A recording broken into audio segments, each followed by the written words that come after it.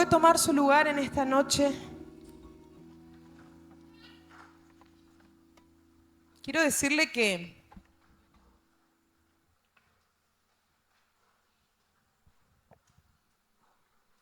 hay mensajes que nos llevan a tomar una decisión. ¿Cuánto alguna vez fueron confrontados por medio de una palabra de parte de Dios que les llevó a tomar una decisión? Y hay mensajes que no nos dejan en el mismo lugar donde nosotros estamos.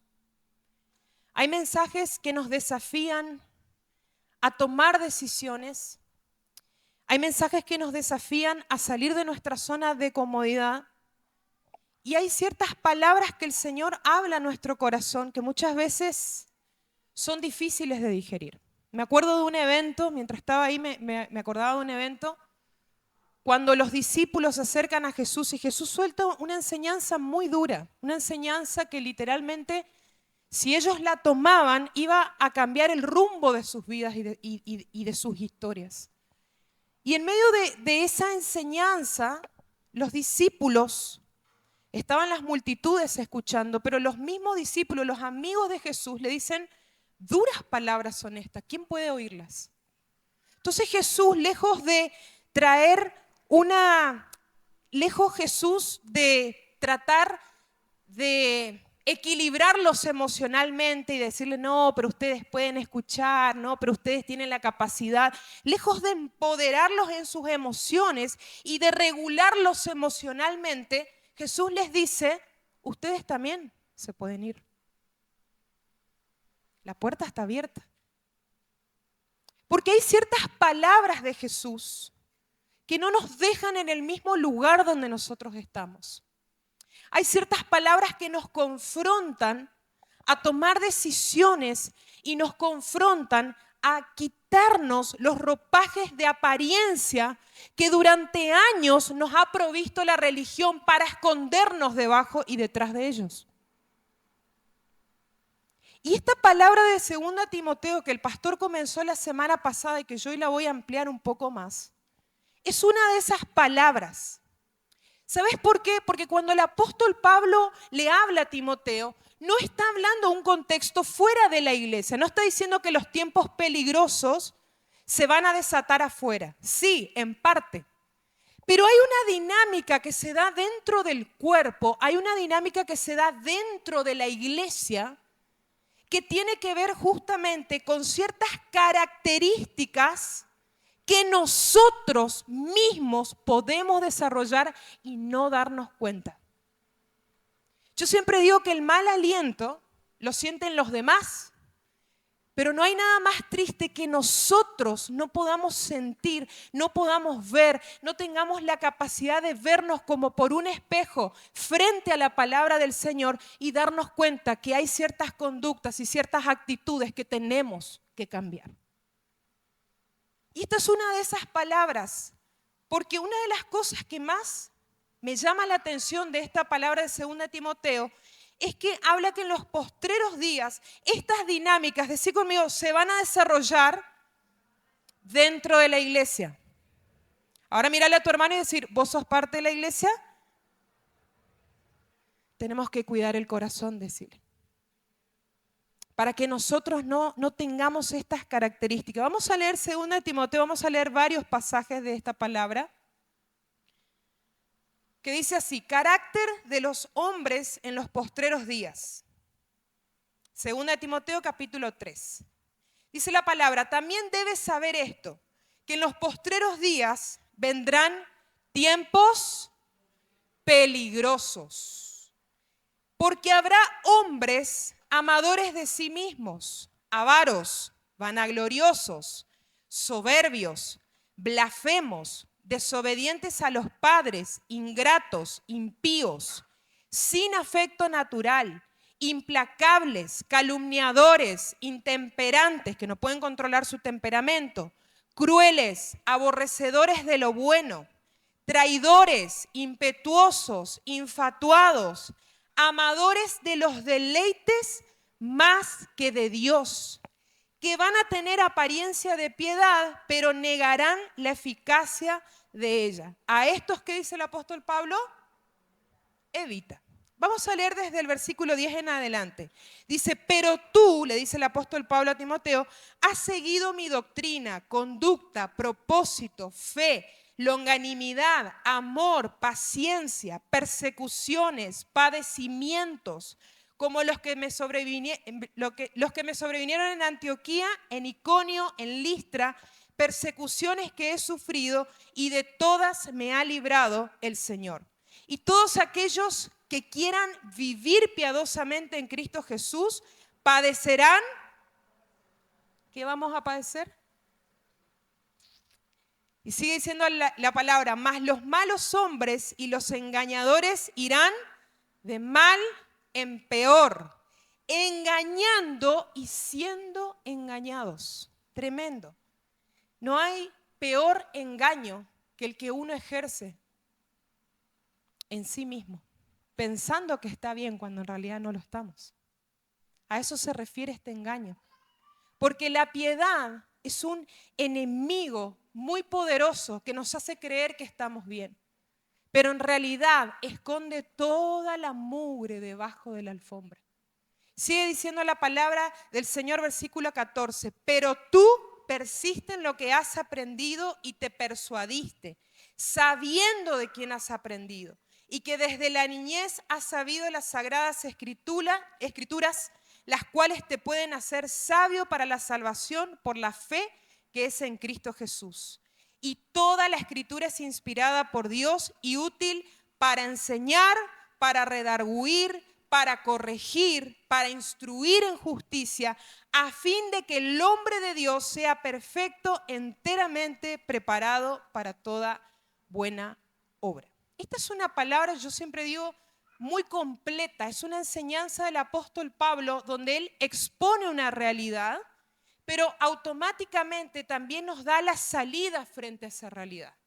Hay una realidad innegable, hermanos, y es que en los tiempos peligrosos la maldad va a ir en aumento. Esta semana, mientras veía todo lo que está pasando a nivel mundial, que parece que estamos en Estados Unidos, porque nunca se ha visto amenazas de tiroteo en los colegios, hoy lo vemos. Un lugar que parece de seguridad para nuestros hijos, ahora tenemos que orar.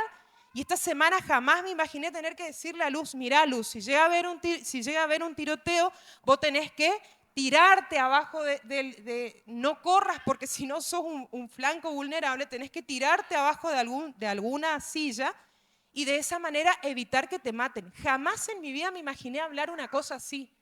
Entonces me doy cuenta, hermanos, de que la violencia va en aumento. Cuestiones que antes jamás se vieron, hoy la vemos. Hoy enseñan en los colegios a nuestros hijos cómo practicarse un aborto.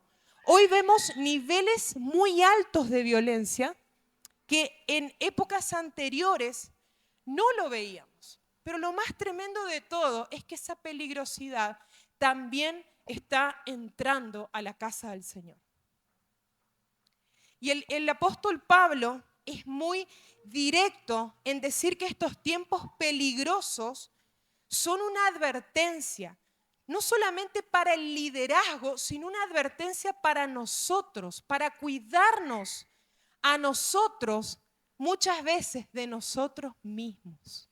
Yo no voy a predicar para nadie, yo me voy a predicar a mí misma en esta noche. ¿Saben por qué? Porque aquel que tiene la capacidad de verse es aquel que tiene la capacidad de cambiar. Aquel que tiene la capacidad de verse y la humildad de examinarse delante del Señor es aquel que tiene esperanza y un futuro de gloria en el Señor. Amén. La palabra tiempos peligrosos proviene del griego que significa, del término griego chalepos, que hace referencia a tres acepciones. Primero, a tiempos difíciles de soportar. Es decir, tiempo peligroso significa un tiempo que es muy difícil de soportar. Esa es la primera acepción. La segunda acepción tiene que ver con tiempos violentos, escucha esto, espiritualmente. No son tiempos violentos solamente porque hay violencia en la calle, no, es una violencia espiritual. ¿Sabes por qué? Porque hay planos de manipulación. Y lo tercero, la tercera acepción significa tiempos donde el alma es presionada. Chalepos significa que estamos en tiempos muy peligrosos donde se está ejerciendo una violencia espiritual porque hay falsos profetas por todos lados, porque hay personas que tienen frutos de apariencia pero que en realidad no son frutos del Señor. Son tiempos peligrosos justamente porque parece que lo falso es verdadero, porque parece que los milagros que vienen de Dios en realidad no lo son. Son tiempos muy peligrosos y muy convulsionados porque la misma persona que te está predicando en este altar de repente se va a su casa y tiene 2, 3, 4, 5 mujeres. ¿Estamos entendiendo? Son tiempos peligrosos porque no se está hablando del pecado. Son tiempos peligrosos porque cuando el alma comienza a ser presionada, el mensaje deja de ser atractivo. Cuando el alma comienza a ser confrontada, el mensaje comienza a dejar de ser atractivo. Pero el Señor nos llama en este tiempo a huir de esta corrupción moral en primer lugar y en segundo lugar espiritual. Este es el contexto donde estos hombres y estas mujeres van a engañar.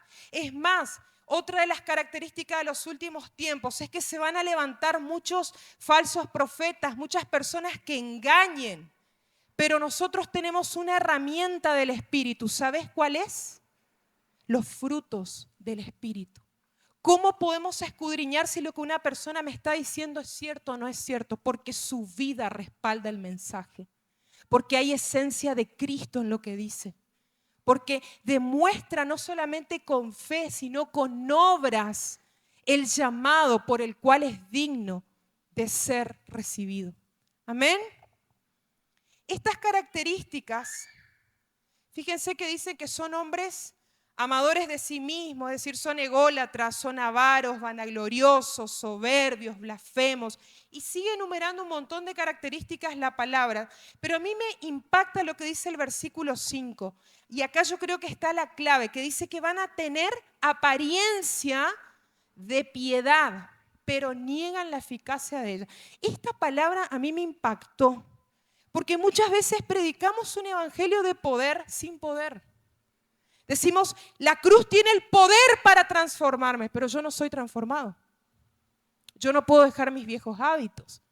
Yo no puedo sostenerme en una fe inconmovible. Yo no puedo controlar mi temperamento. Yo no puedo dejar de tener arrebatos de ira. Yo no puedo dejar de tener impulsos que me llevan a consumir pornografía. Yo no puedo dejar de ser una persona que se ensimisma todo el tiempo y piensa solamente en ella. Entonces, dice que tienen una apariencia, es como que congregan, vienen, están, pero niegan que el poder de la cruz los puede transformar.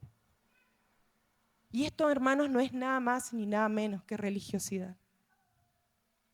Predicar un evangelio que no tiene poder. Predicar un evangelio que en realidad no me está llevando al nivel de vida que el Señor me predestinó para que yo viva. Y ahí entramos a todas las disfunciones en los matrimonios, disfunciones en la paternidad, disfunciones en el carácter, empezamos a desarrollar un montón de problemas porque en realidad estamos viviendo una apariencia y eso es algo que el Señor nos tiene que despojar en este tiempo, porque Dios viene a buscar una iglesia, ahora vamos a leer, vestida no de obras de apariencia, sino vestida de lino fino y resplandeciente para recibir al Rey. Entonces, una de las características de la generación de estos tiempos es que va a ser una generación religiosa sin transformación. Creen en Dios, hablan de Dios, predican de Dios, pero no se dejan transformar por Él. El poder de la transformación es cuando el mensaje se hace carne. Dice Juan capítulo 1 que cuando Jesús vino, Él era el Verbo. Y dice la palabra que el Verbo habitó entre nosotros y vimos su gloria, gloria como la de Dios. Pero hay algo más poderoso que dice que el Verbo se hizo carne. ¿Cuándo vemos el poder del evangelio expresado en una persona? Cuando la palabra se hace carne. Cuando yo robaba antes y ahora no robo más. Cuando consumía pornografía y ahora no consumo más. Cuando de repente antes mentía, hoy no miento más. ¿Se entiende? Ahí es cuando el poder se efectiviza. Ahí es cuando el poder se hace carne. Ahí es cuando el Verbo, el Hijo de Dios, el que descendió del cielo, comienza a manifestarse a través mío. ¿Amén? Yo le dije que esta no era una palabra atractiva. El que avisa no traiciona. Pero este pasaje describe a la perfección una cultura centrada en el yo. La iglesia metida en el yo. La iglesia corriendo detrás de agendas donde Dios no está. Corriendo detrás de activismo donde el Señor nos está moviendo. Corriendo detrás de un montón de cuestiones donde el Señor no tiene su mover ni su espíritu. Hermanos, en este tiempo, una de las palabras que el Señor me viene hablando muchísimo es que las congregaciones van a crecer porque la necesidad va en aumento. La pregunta es, ¿nosotros estamos preparados frente a lo que está aconteciendo a nivel mundial para que nuestras casas espirituales se conviertan en refugio? ¿Nos estamos convirtiendo en una casa que genera vida y no enfermedad?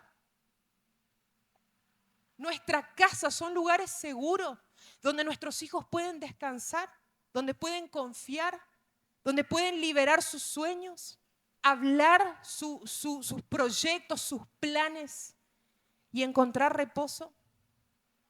Por eso vuelvo a insistir que la iglesia que no pasa por procesos de transformación tiene apariencia. Parecen todos buenos, parecen que se quieren todo, pero en realidad se odian.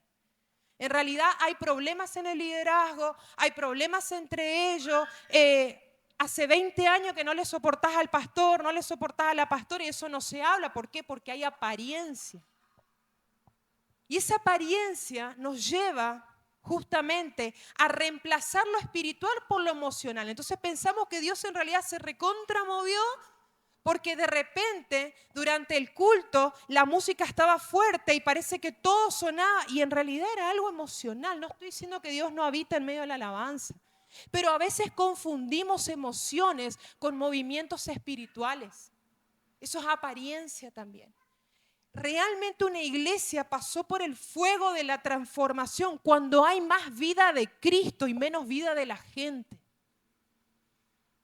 Cuando hay testimonios, cuando hay poder, cuando hay transformación, cuando hay matrimonios restaurados, cuando hay corazones de los hijos, como profetiza Joel, que hoy lo cantamos. El corazón de los hijos se vuelve a los padres. ¿Sabes lo que es esto? Reconciliación. Vos como hijo dejás de odiar a tu papá.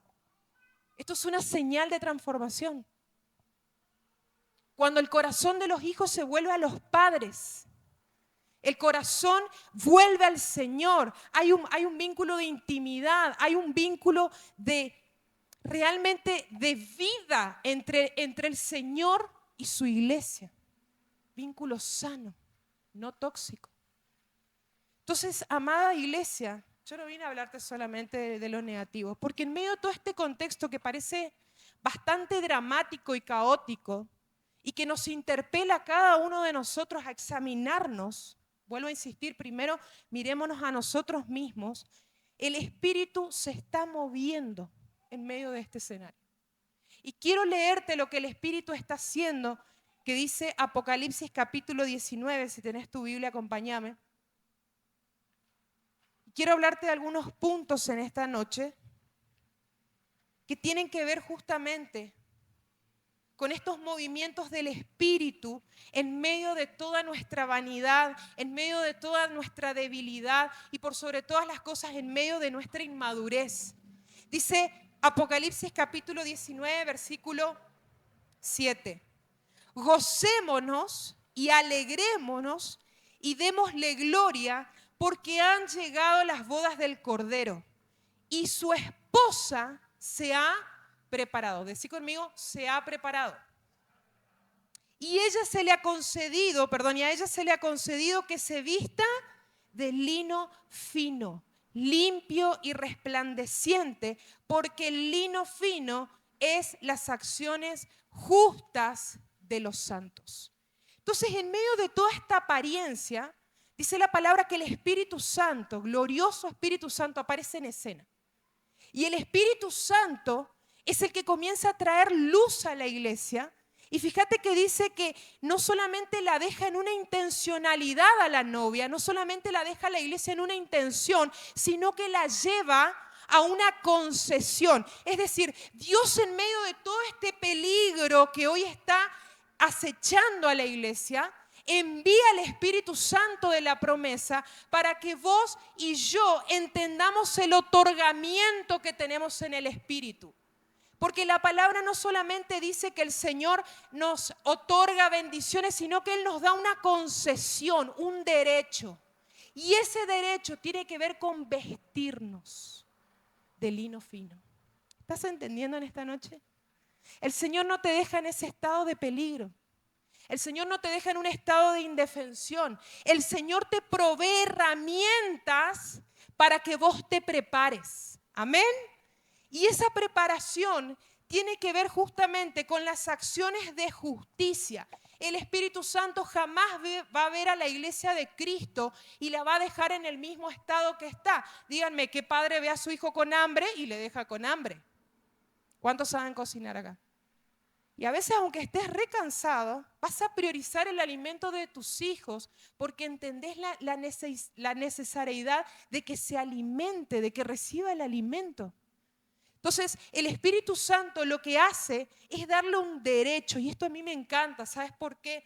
Porque el diablo viene a pisotear nuestras vestiduras, pero Dios lo que hace es levantarnos del barro y vestirnos. Dice su palabra en Efesios que Él nos reviste de Cristo. Él no nos deja en el estado en el que estamos, sino que Él nos viste, nos da esa concesión que tiene que ver con la preparación. Y yo en esta noche quiero hablar en base a una palabra que soltó el pastor Ronnie, que tiene que ver con la preparación de la iglesia. Porque, hermanos, esperar al Señor y cantar Maranata, y cantar que el Señor venga a buscarnos y que Él se revele, está bueno, pero la espera de la que habla Apocalipsis no es una espera pasiva, es una espera activa. Dice que mientras le esperamos, ¿qué hacemos? Nos cruzamos de brazos y bueno, que venga, y cantamos. No, dice que mientras le esperamos, vamos practicando algo. ¿Qué? Las acciones. Hola, buenas noches. ¿Hay alguien acá? Las acciones de los santos, de justicia.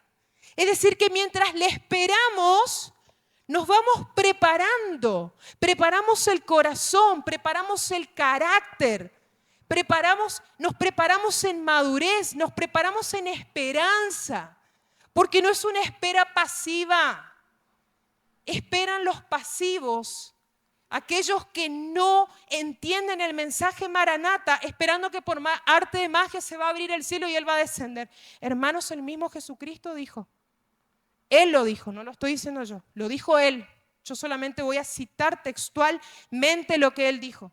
Él dijo, no todo el que me diga Señor, Señor, va a entrar en el reino de los cielos. ¿Quiénes van a entrar? Los que practican las acciones de justicia, los que le preparan el camino. Los que no tienen una espera pasiva, sino una espera activa en Él. Amén. Esta no es una preparación superficial, ni de eslogan político, ni de, ay, bueno, todos estamos cantando Maranata. Maranata, hermanos, es un mensaje radical, es un mensaje que te cambia la existencia, es un mensaje que tiene que ver con el Señor viene, vamos a preparar el camino para que Él venga. Maranata no es una linda canción para que entre el Rey de Gloria. Estamos declarando que el Rey regresa y que mientras Él está regresando, la iglesia, decí conmigo, se prepara. Preguntale a tu hermano, ¿y vos te estás preparando?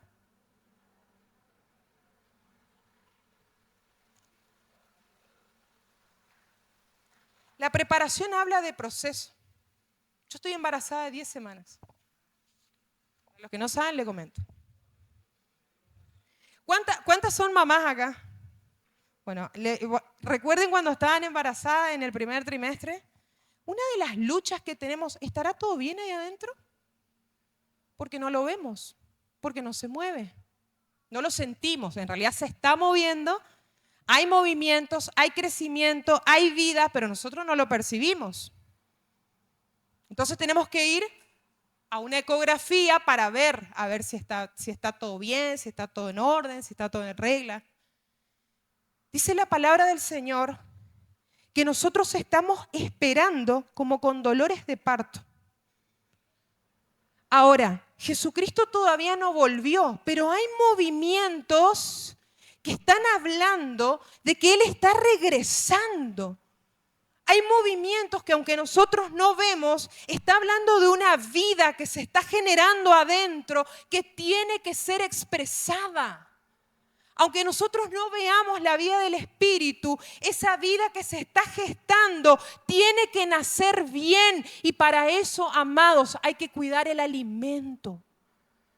Porque si una mamá no se alimenta bien, no duerme bien, no come bien, su hijo tiene muchos riesgos de tener ciertas cuestiones en su salud. Lo mismo pasa con la iglesia de Cristo. Una iglesia que no se prepara mientras estamos a punto de dar a luz, mientras el Señor está a punto de dar a luz los eventos finales, es una iglesia que permanece inactiva. Por eso el Señor nos llama en este tiempo a prepararnos. Amén. Y cuando hablamos de preparación, y esto es el segundo punto, a mí se me venía una palabra muy fuerte que tiene que ver con la parábola, de las 10 vírgenes. ¿Cuántas se acuerdan? ¿Cuántos se acuerdan? ¿Cuántas vírgenes había? Ay, así se me despierta. ¿Cuántas eran prudentes? ¿Cuántas eran insensatas? ¿Y qué pasó en medio de la noche? Se quedaron sin aceite y ahí, parece en la escuelita, y ahí, cuando se quedaron sin aceite, entraron en un estado de ansiedad, como en el que entraría yo, ¿y qué hicieron? Salieron a buscar un kiosco abierto a las 1 de la mañana. ¿Encontraron algo abierto? Y no, hermano, ¿sabes por qué? Porque no es el tiempo de prepararse cuando la noche ya está avanzada. El tiempo de prepararse es antes.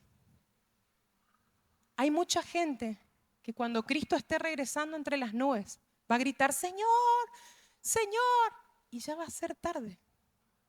Porque el Señor va a decir, apartados de mí, yo no los conozco. Hacedores de maldad. ¿Qué te quiero decir con esto? Que la preparación se prueba en medio de la noche. Mateo capítulo 25, versículo 1 al 13, habla acerca de una realidad espiritual. Dice que todas las vírgenes tenían lámparas. Decí conmigo, todas tenían provisión. Todas las vírgenes tenían esas lámparas. Ahora, todas tenían la misma asignación. ¿Cuál era la asignación del esposo? Ya viene del Espíritu Santo que representa al mensajero.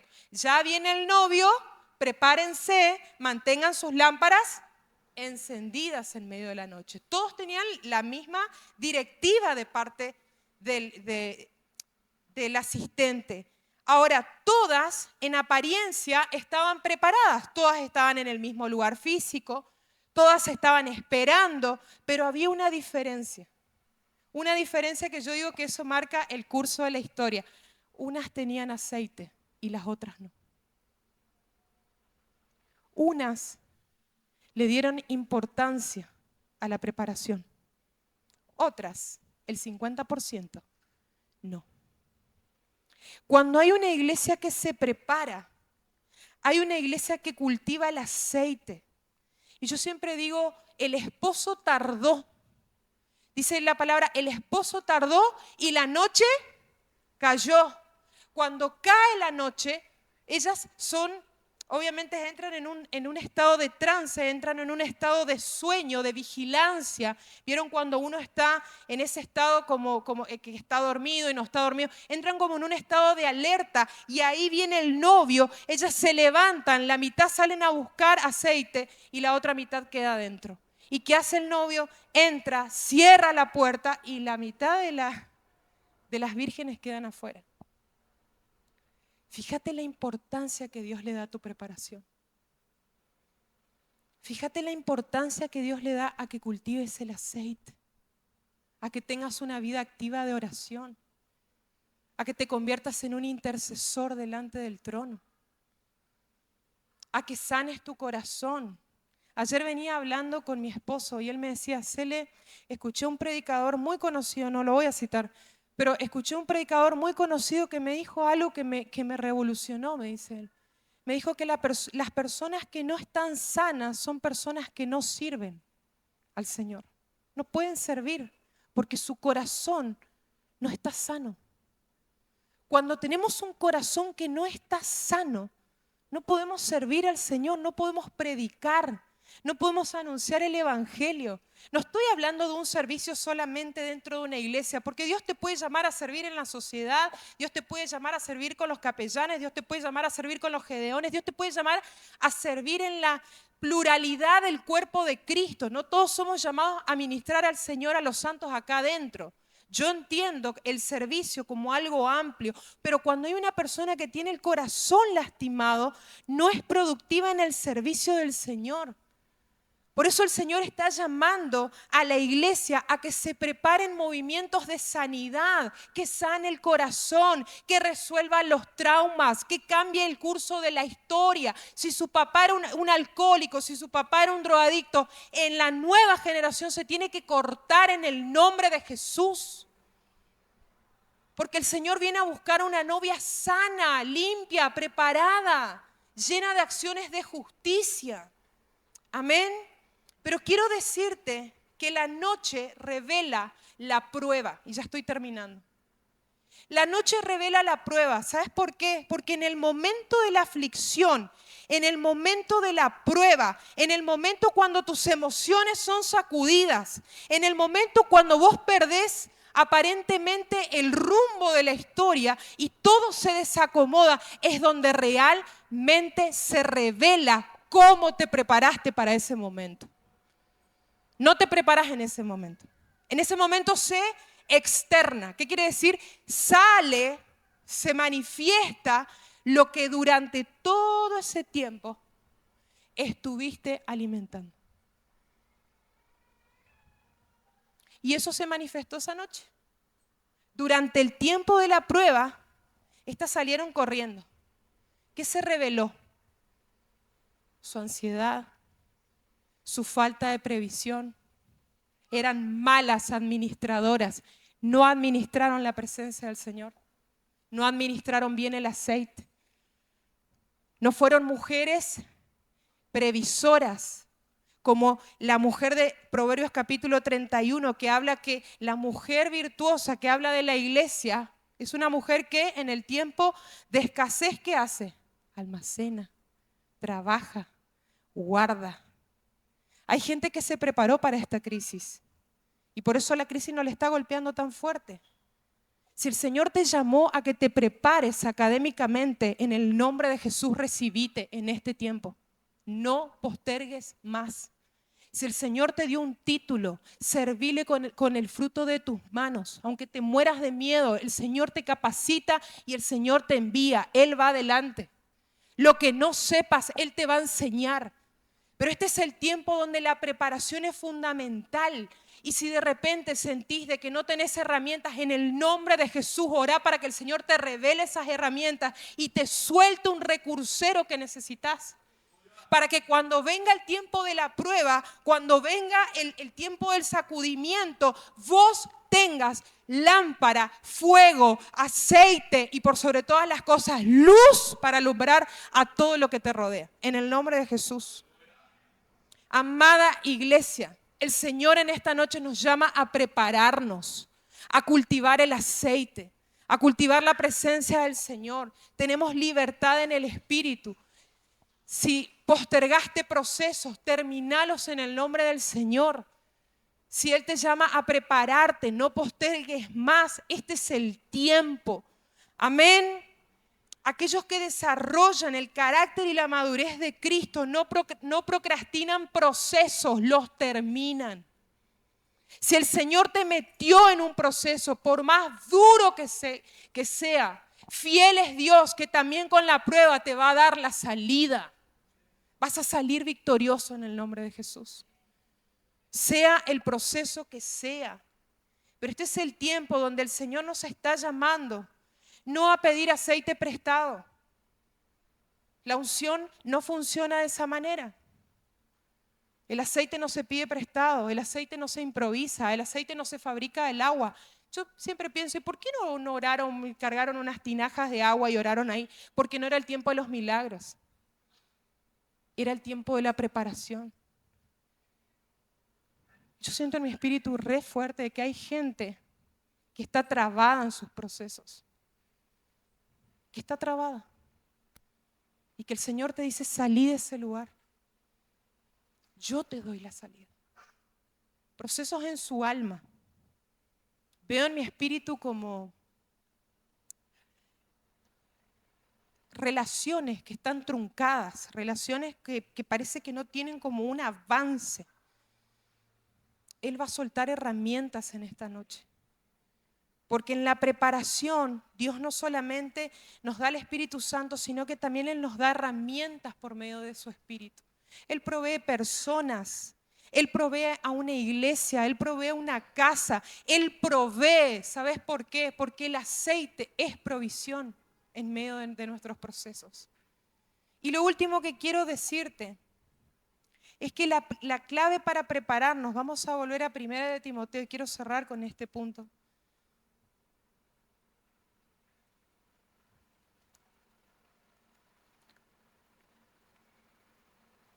La clave para prepararnos en este tiempo está al final de esta misma palabra que habla de los tiempos peligrosos. Y que justamente tiene que ver con permanecer en la palabra. Hermanos, la tendencia en los últimos tiempos de escuchar más a los hombres que a Dios es demasiado alta. Hay gente que confía más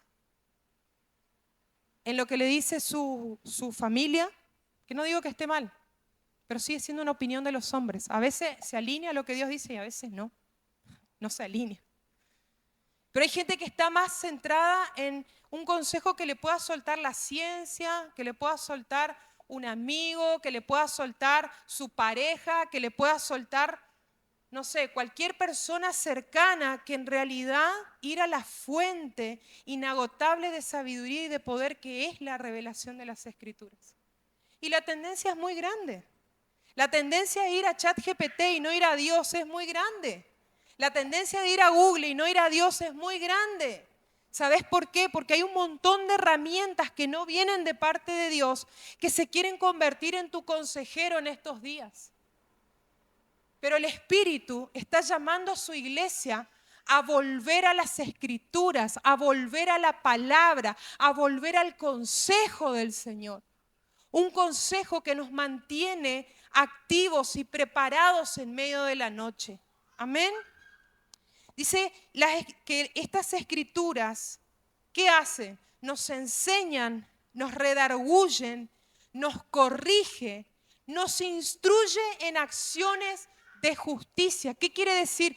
Que la misma palabra te enseña lo que tenés que hacer en medio de los tiempos peligrosos.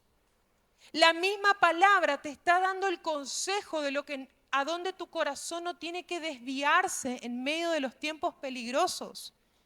Nos desnuda delante de Dios para que dejemos de vivir por las apariencias. Y por último, hermanos, lámpara es a mis pies y lumbrera en medio de los tiempos peligrosos. La voz de Dios es lo único que nos va a alumbrar el camino. Su voz, sus consejos.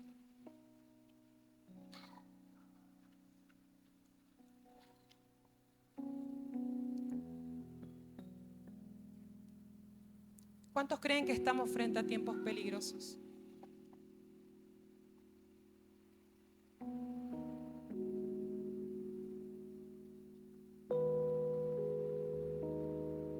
Quizás esta fue una palabra que te incomodó, a mí me incomodó. Y si eso pasó, gloria a Dios. Porque ¿sabes qué significa? Que la espada cortó.